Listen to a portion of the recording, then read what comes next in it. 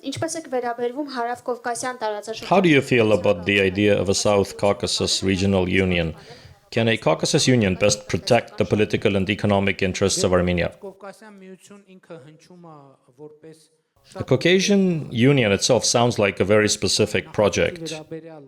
That means in order to have any position on this project, one needs to be familiar with its details. But in general, as I already mentioned in my speech regarding the regional dimension and the perception, and in this context, I want to highlight also our Crossroads of Peace project, which I hope you are familiar with, and which is essentially one of the possible ways of thinking and acting at the regional level. There are two questions. Is providing a transit road via Syunik included in the agenda? Could it be beneficial for Armenia, for example, in terms of customs duties?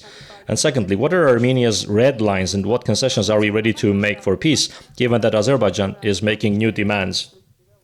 Interestingly, you asked that question when I referred to the crossroads of peace. You see the meaning, and I don't know if it's visible here. In the south, you see that the meaning of the Crossroads of Peace project is about our willingness to open all possible roads that pass through Armenia. That's the first point.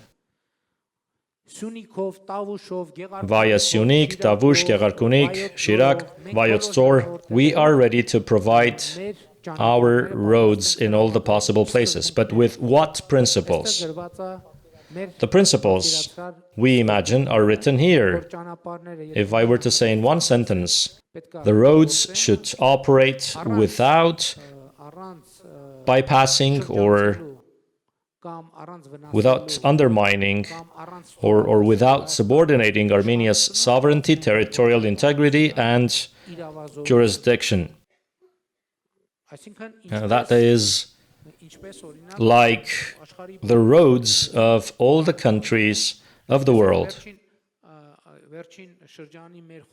Azerbaijan's response to our recent narrative, when we spoke about the opening of regional communications, was that, very well, if Armenia does not want it, we will implement these projects through the territory of Iran. First of all, I want to officially state once again that Armenia is ready and willing, and Armenia is ready to provide the transit route to Azerbaijan under the same conditions as the Islamic Republic of Iran does, exactly under the same conditions. Moreover, we do not preclude certain simplifications of procedures. And we perceive that such is the logic of bilateralism. In other words, there's something else.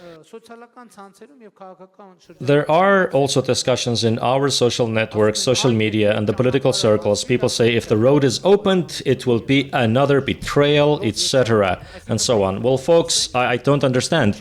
You think we should say we don't allow to go to Nakhichevan from the eastern part or the main part of Azerbaijan through our territory, or that we don't allow to go to Azerbaijan from Nakhichevan? What kind of logic is that? Why should we say that? To solve what problem? On the contrary, I think we should say that we are ready. And there is no insincerity in what we say, and we say this transparently.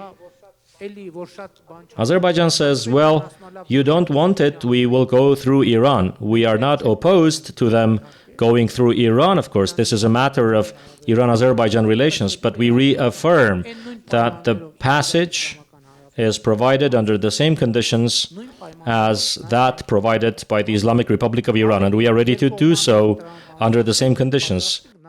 In a two-way logic, we are ready to make certain simplifications.